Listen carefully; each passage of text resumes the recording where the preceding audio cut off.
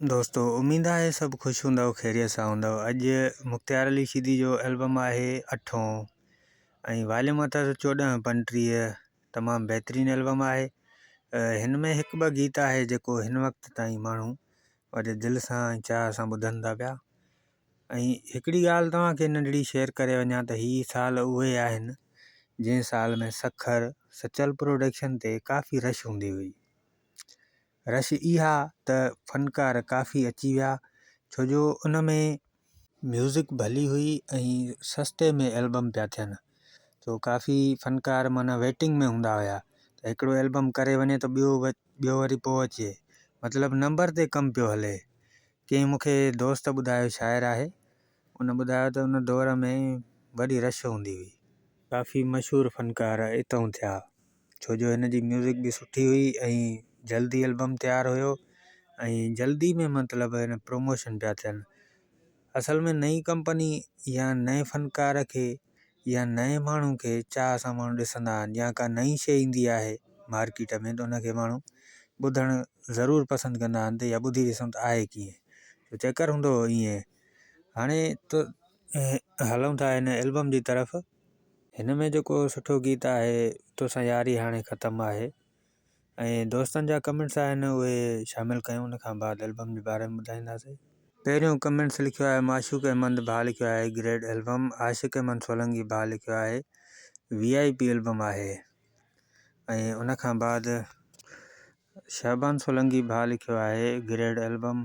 M production वारे दोस्त लिखियो आहे अदा VIP एल्बम। ऐं उन खां पोइ वहीद भाउ लिखियो आहे वेरी नाइस पिक्चर, खोड़ सारियूं दिलूं। वॾी महिरबानी वहीद भाउ, कुर्ब तुंहिंजा। ऐं उन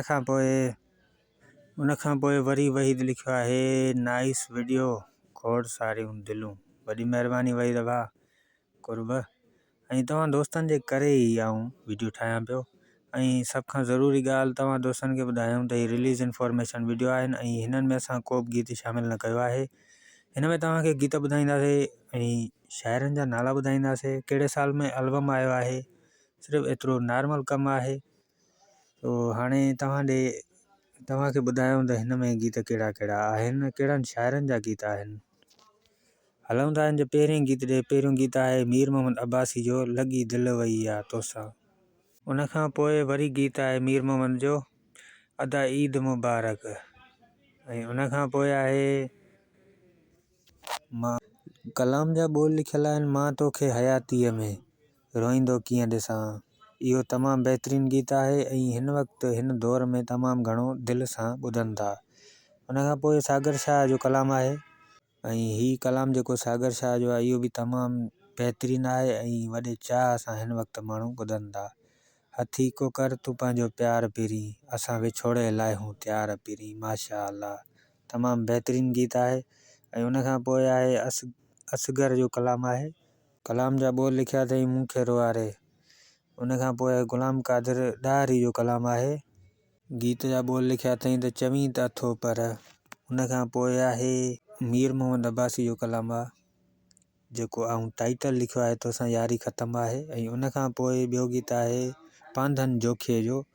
गीत जा ॿोल लिखिया अथई अहिड़ो थी हुस्न। ऐं दोस्तों एल्बम कंप्लीट थी चुको आहे। तव्हांखे हीअ वीडियो कीअं लॻो, पसंदि आयो हुजे लाइक ज़रूरु कंदा, चैनल खे सब्सक्राइब कंदा। नेक्स्ट वीडियो में कठे आहे।